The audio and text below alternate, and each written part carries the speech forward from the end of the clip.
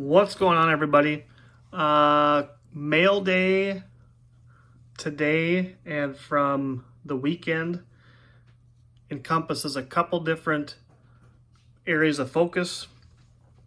The first I will show is a set of 10 cards that I picked up for a set that I've been working on.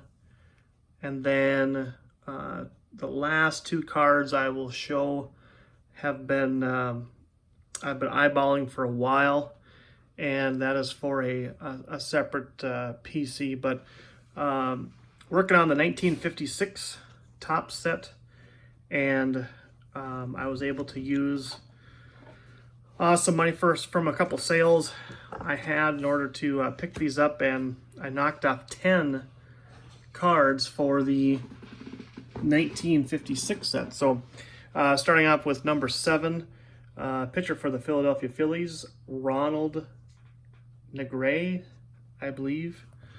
All of these have they were listed as very good to very good plus EX minus or something like that from Batter's Box, and I've bought from them quite a bit, and they undergrade in my opinion. So if you're looking for some high quality singles for vintage sets, and you're not looking to pay the big bucks and don't want to pay the big bucks, and you're happy with, a slightly dinged corner like I have on this one, and it's noticeable, but it's an awesome card, great color.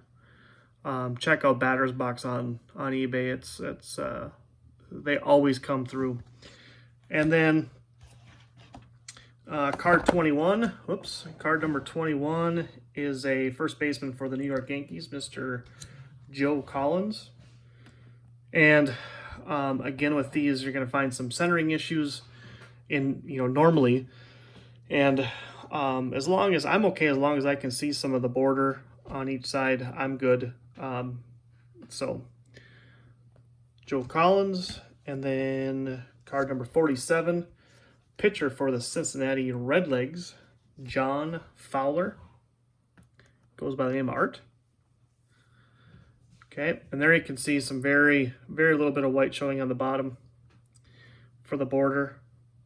And I'm okay with that in a set like this, just because it's a tougher set, not necessarily to put together, but when you find them in decent condition with good color, I'll take that over better centering and maybe a wrinkle or a surface wrinkle somewhere. So, and then 56, card 56 for the Pittsburgh Pirates, first baseman Dale Long.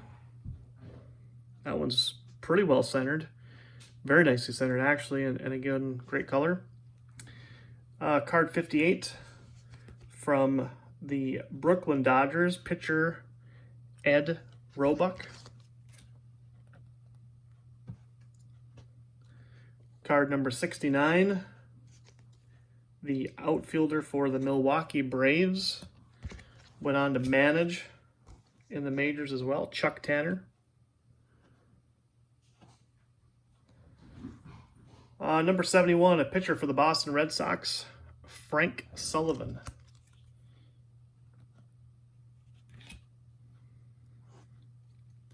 Sticking with the Red Sox, card number 72, Carl Olson. And this is actually, I think I made a mistake. I'll have to look, but that is definitely not a 56. That is a 55. So I may have made a goof there. Whoops. Let's look into that. That is not for the 56 set. Card 74 is, though, and that is an outfielder for the Chicago Cubs, Jim King. And the last 56 Topps card for this round of pickups is a catcher for the Kansas City Athletics. A little shout out to Tony, Psyched On Baseball Cards, Joe Astroth. All right, so with the exception of that 55 that snuck in there, I'll have to look. Maybe I goofed up and I was just not thinking, which is very possible. Those are the pickups for that. The last two cards a separate PC. You know, I've shared a few, I think I've shared a few cards on another video. Favorite player growing up, Chuck Knoblauch of the Twins, later the Yankees, and then finished his career at the Royals. But I've started to go back and try to pick up some of the more, not rare, because they're not super rare. They're not numbered out of 5 or 10. But I've tried to pick up some of the more tough parallels that I hadn't seen in a while, and I found a couple. The first one is a 1997 Pinnacle blue artist proof, and that is a really sharp looking card. I really like that. I know it's hard to see on film, but that is really cool. That is one I did not have. So artist proofs were big back in the day. Same with like in Stadium Club, the first day issues, press proofs for Donruss.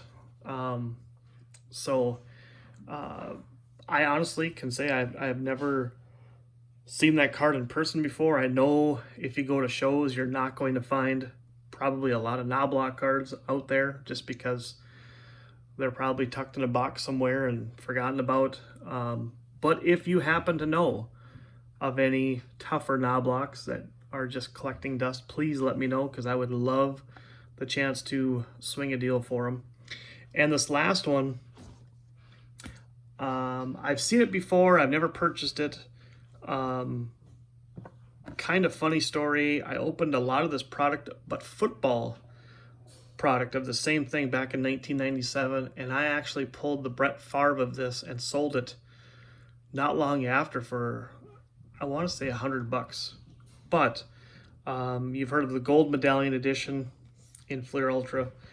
This is the platinum medallion edition, which is, there's only 200 made, but there is one pet peeve of mine, and I think for a lot of collectors, and I'll see if you can figure out what it is for a couple seconds, but bottom right hand corner, platinum edition, and on the back, the numbering, it shows P87 for platinum.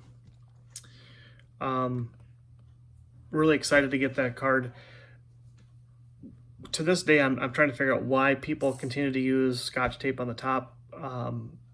Thankfully, this did not cause any damage. The card didn't get stuck on it.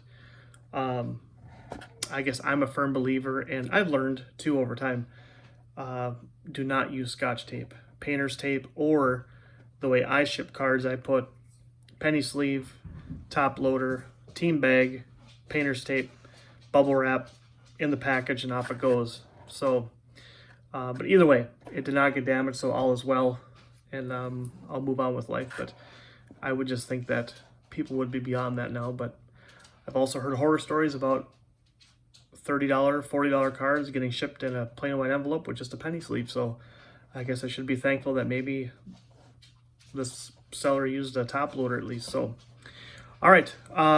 So 9 56 tops cards for the set. Got to figure out where that 55 snuck in, and a couple Knoblauchs for the collection. So all in all, it's a couple good mail days. Hope everyone's doing well, and we will talk to you soon. And also, the next video, I have lined up a giveaway, and I think it's going to be pretty cool. So what I would like you to consider is thinking of people that you could get over to my channel to get subscribed, because I like to try to get as many as possible in this one, because I think I'm going to give away 3 items, and hopefully that will go over well. But that video will be this week, guaranteed.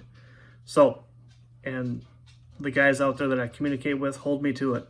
If you don't see it by Thursday, text me, email me, and say, get it together, get that video up so we can do a contest. So, all right. Again, hope everyone's well. Hope we'll talk to you later. See ya.